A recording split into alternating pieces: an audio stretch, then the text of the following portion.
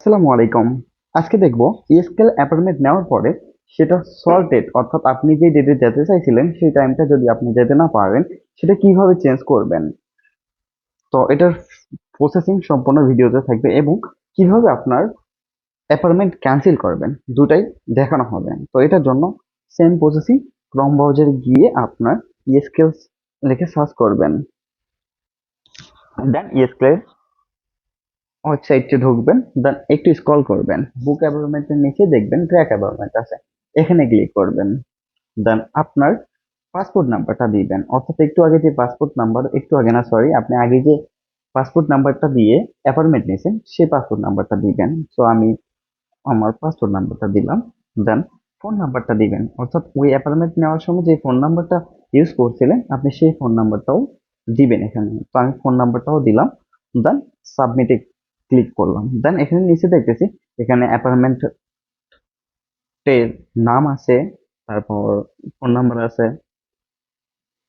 তারপর passport number আছে অর্থাৎ আইডি বা পাসপোর্ট যেটাই দেন না কেন। দেন ইমেল আছে এবং সল্ট ডেট আছে। তো আপনি যদি মনে করেন যে আমি সল্ট ডেটটা করবো অর্থাৎ রিশিডিউল অ্যাপয়েন্টমেন্ট অর্থাৎ অ্যাপয়েন্টমেন্টের পুনর্নির্ধারণ, এখানে ক্লিক করে আপনি চাইলেই আপনার ডেটটা চেঞ্জ করতে পারেন।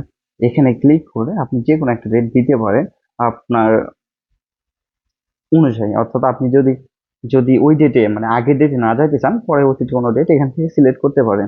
সো আমি চেঞ্জ করব না তাই আমি আর এটা দেখালাম না। প্রসেসিং সেম, এখানে ডেটে ক্লিক করার পরে এখানে টাইমটাও সিলেকশন করার পরে সেন্ড ওটিপি তে দেওয়ার পরে ওটিপি একটা আসবে, ওই ওটিপিটা আপনার যে নাম্বারটা দেওয়া সেই নাম্বারে ওটিপি আসবে, ওটিপিটা এখানে বসায় সাবমিট করলেই আপনার এটা চেঞ্জ হয়ে যাবে। অবশ্যই এটা চেঞ্জ করলে আপনি এইটা নিয়ে যেতে হবে, আগেরটা বাদ এটা নিয়ে যেতে হবে, ঠিক আছে? তো আমি এটা চেঞ্জ করে দেখালাম না, আমি একটু ব্যাক করতেছি। দেন একইভাবে এই যে প্রথম অপশনটা, এই অপশন থেকে আপনি আবার এই যে ক্যান্সেল অ্যাপয়েন্টমেন্ট, এই যে মিডিল পয়েন্টে লাল ইয়ের ভিতরে আছে আর কি, তো এখানে ক্লিক করবেন।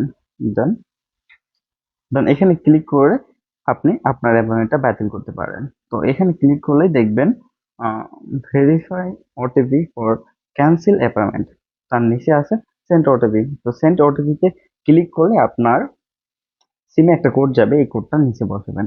তো আমি এটা ক্যান্সেল করার জন্য, ঠিক আছে? তো সেন্ড ওটিপিতে ক্লিক করলাম, তার একটু ওয়েট করতে হবে। কোডটা চলে আসে, আমি কোডটা কোডটা বসালাম 761,